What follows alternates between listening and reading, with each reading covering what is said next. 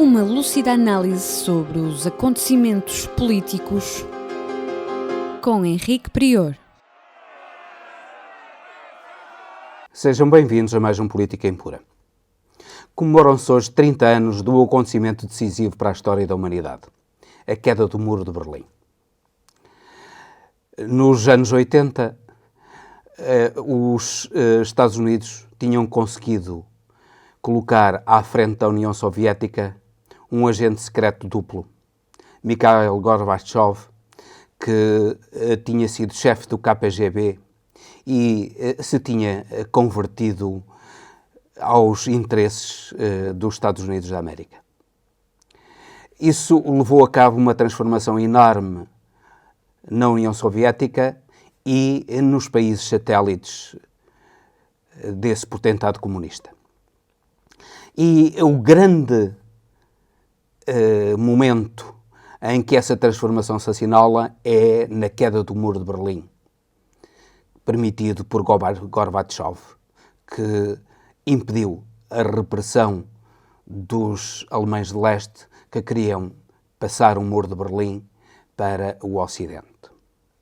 O Muro de Berlim fora criado durante a Guerra Fria, erigido no final dos anos 50 e até ao princípio dos anos 60, e constituía uma barreira praticamente intransponível na qual tinham morrido milhares de cidadãos de leste para atravessarem.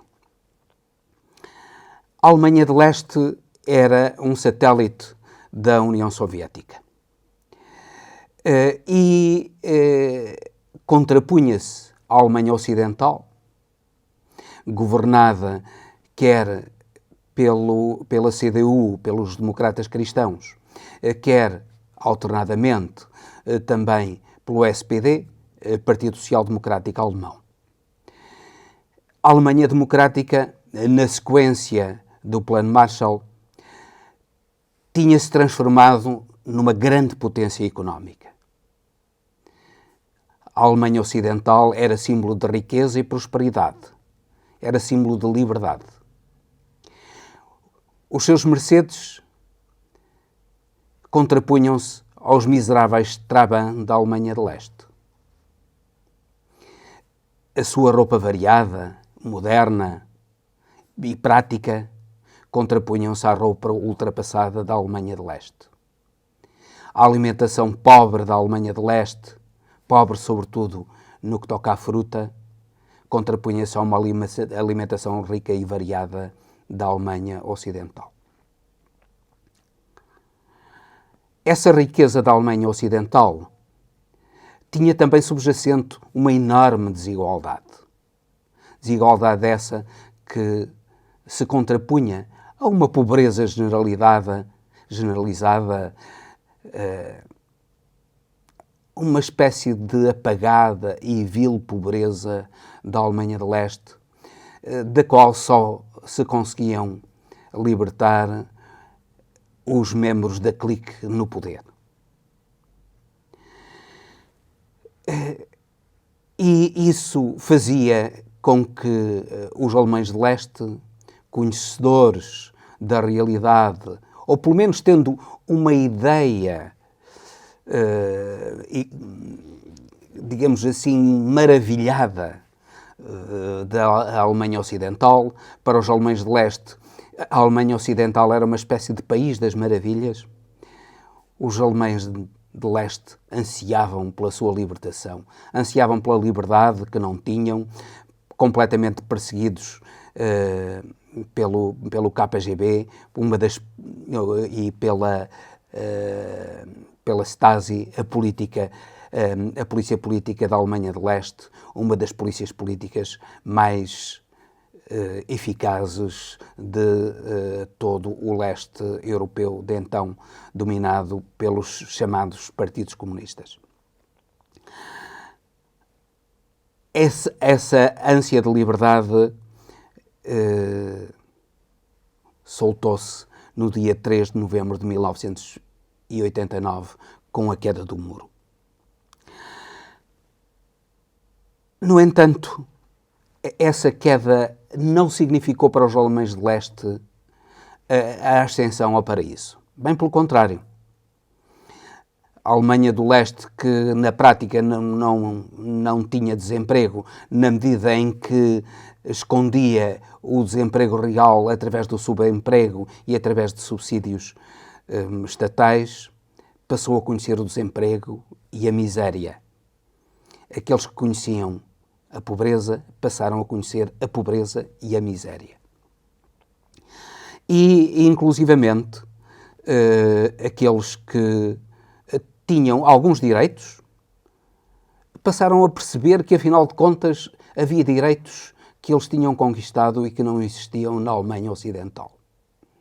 Eu dou um exemplo, o direito a que todas as crianças tivessem uma creche, que só este ano foi conseguido na Alemanha Ocidental, mas que existia nos anos 80 na Alemanha de Leste. Um nível cultural também relativamente elevado na Alemanha de Leste, apesar da censura e da perseguição política, e um ensino com elevado nível também, apesar de todos estes óbices.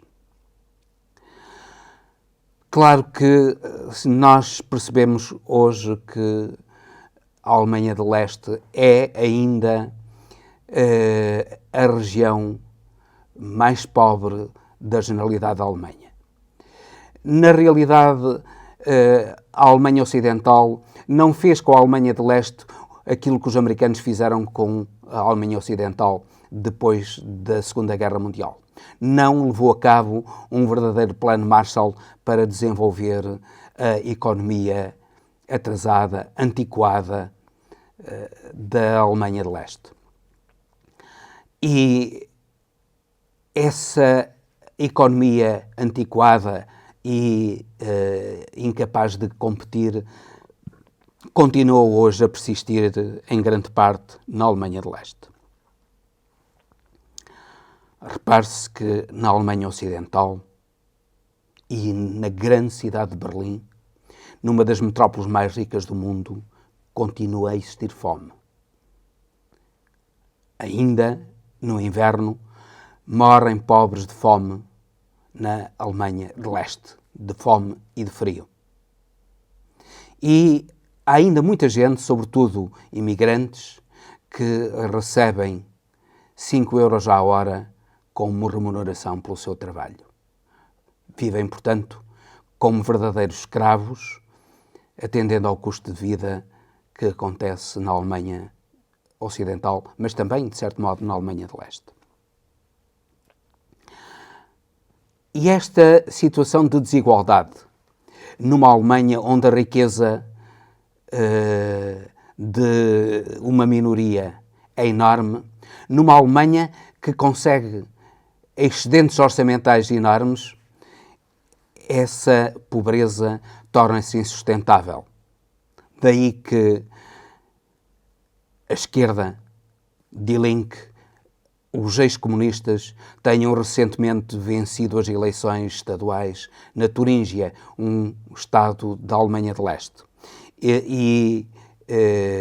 Fizeram-no com 30%, aumentando muito a sua percentagem. Nas eleições anteriores, já em 2015, tinham sido os vencedores, tinham estado no poder juntamente com o SPD, Partido Social Democrata Alemão, e os Verdes, porém agora os sociais-democratas alemães caíram estrondosamente para uns 8%, os Verdes para 5,5% e não se sabe bem como é que irá constituir-se o poder na Turíngia. Mas o que é terrível é que, a seguir aos ex-comunistas convertidos a uma certa social-democracia de esquerda, estão agora a AfD, a Allianz für Deutschland, os neonazis alemães. Enquanto que a CDU, que antes era a segunda força política, baixou para terceiro lugar, com 22%, enquanto que a AfD teve 23%. são resultados preocupantes e mostram-nos a Alemanha atual. Os alemães continuam a ser profundamente racistas. O racismo alemão está patente no cotidiano dos alemães. Por exemplo, festas como acontecem em várias zonas da cidade de Berlim, essas festas não são comemoradas com alemães estrangeiros. A própria cidade separa, ou os dirigentes da cidade, melhor dizendo, separam os estrangeiros dos nacionais da Alemanha. E os turcos e outros estrangeiros têm uma festa ao lado da festa dos nacionais da Alemanha. Isso demonstra até que ponto os preconceitos racistas continuam a persistir na Alemanha atual. Isso é um caminho terrível para ressuscitar os fantasmas do passado nazi. As perseguições aos estrangeiros, a queima de livros, a violência nazi estão a renascer. E é importante que aqueles que querem preservar a liberdade disso se consciencializem para combaterem de uma maneira frontal e firme aqueles que pretendem o regresso ao passado de uma desumanidade absolutamente incompatível com a dignidade do homem no século XXI. Esperando que isso aconteça, despedimos-nos com amizade até ao próximo Política Impura, no YouTube, na radiotransforma.pt, na rtf.pt e também no Facebook.